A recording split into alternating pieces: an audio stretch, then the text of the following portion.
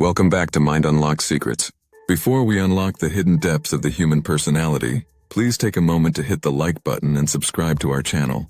By doing so, you join a growing community that seeks to understand the deeper, often darker truths of human nature. Imagine the warmest, most forgiving person you know. Someone who listens to your problems for hours without complaint. Someone who always gives you a second, third, and fourth chance no matter how many times you mess up. Someone who seems to have an infinite well of patience. Now imagine that same person suddenly turning into a block of ice. They look right through you as if you are transparent. They don't argue with you anymore. They don't fight to prove their point. They simply delete you from their reality. This is not a tantrum. This is not the silent treatment. This is the most famous, misunderstood, and feared phenomenon in the personality world. The INFJ door slam. To the outsider, it looks cruel. It looks sudden. It looks like the behavior of a sociopath. But to the INFJ, the rarest personality type in the world, it is the only way to survive. Today, we are going to dissect the anatomy of the door slam in a way we never have before. Why does it happen? What is the glass door variant? And why is this act the ultimate defense against narcissists and manipulators? First, we must dispel a major myth that drives people crazy. The door slam is never ever sudden. To the person on the receiving end, it often feels like a sudden car crash. One day everything was fine, you were laughing together, and the next day it is over. Silence, blocked numbers, cold stares. But internally, the INFJ has been agonizing over this decision for months, or even years.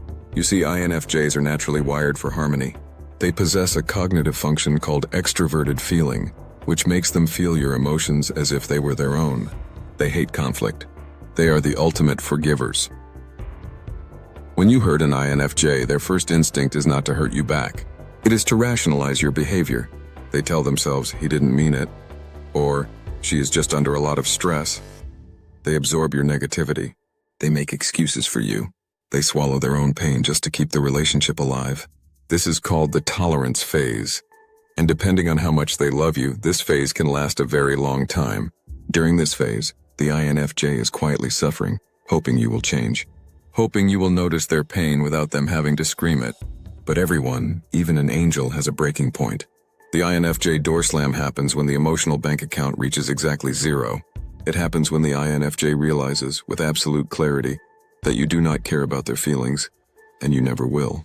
Once that realization clicks, a physical switch flips in their brain. This is the scary part for the other person. The emotion doesn't turn into anger. It turns into absolute zero. Complete indifference. You must understand the physics of relationships. Anger means I still care about what you did. Hate means I still have passion for you. It is a hot emotion. But indifference? Indifference is the absence of energy. It means you are no longer significant enough to trigger an emotion in me. You have become a stranger with memories. When the door slam happens, the INFJ effectively grieves the death of the relationship while you are still standing there talking. They have already cried all the tears. They have already had all the sleepless nights. By the time they physically close the door, they are done processing. There's nothing left to say. This is why they seem so cold. They are not trying to punish you. They have simply disconnected the power cord to save their own life.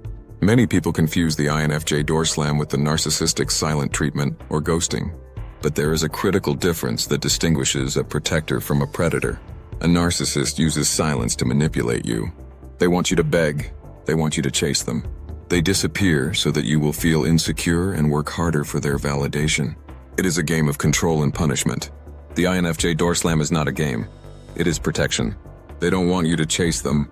In fact, if you try to contact them, they will likely block you everywhere without a word. They don't want to control you. They want to liberate themselves from you. They want peace, not power. But what happens after the door shuts? This is something few people talk about. We call it the door slam hangover. Just because the INFJ cut you off doesn't mean they don't feel pain. In fact, usually the INFJ will feel physically ill after doing it. They might feel migraines, extreme fatigue, or a deep depressive episode. Why? Because going against their nature of empathy is traumatic for them. They will question themselves.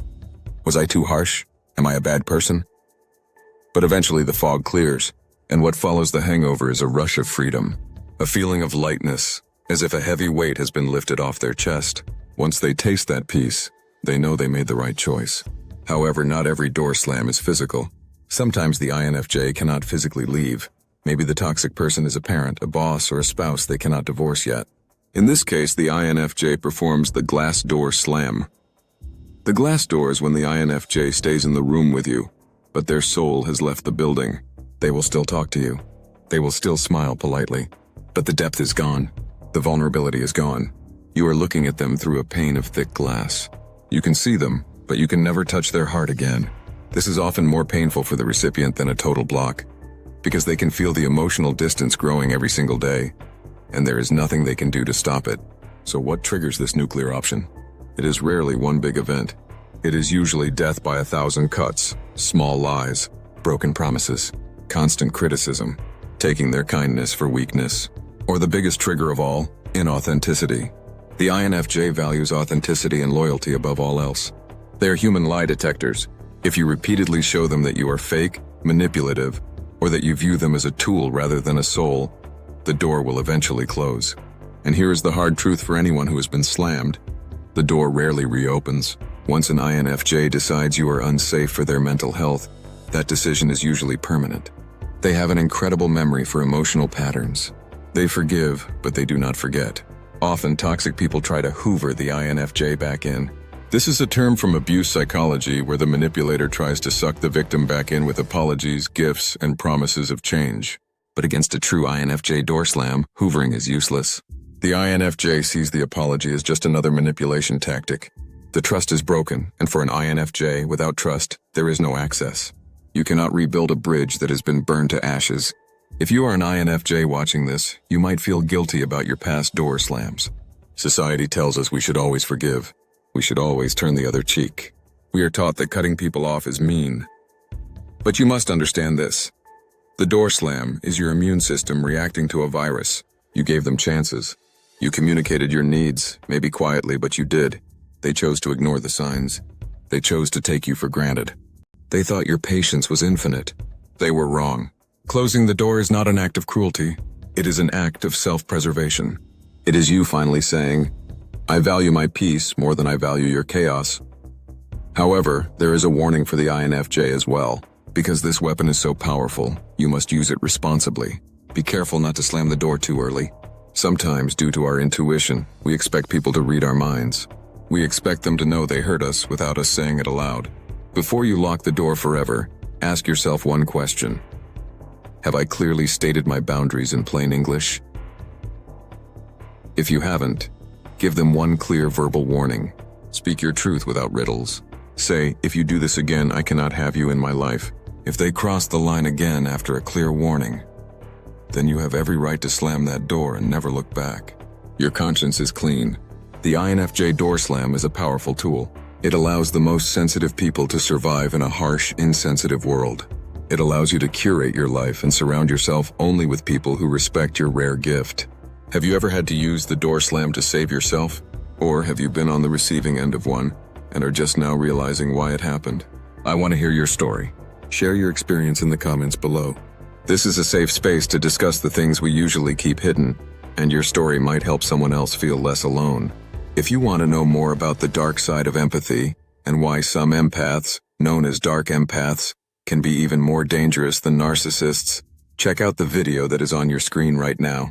Thank you for watching Mind Unlock Secrets. Protect your energy. We will see you in the next deep dive.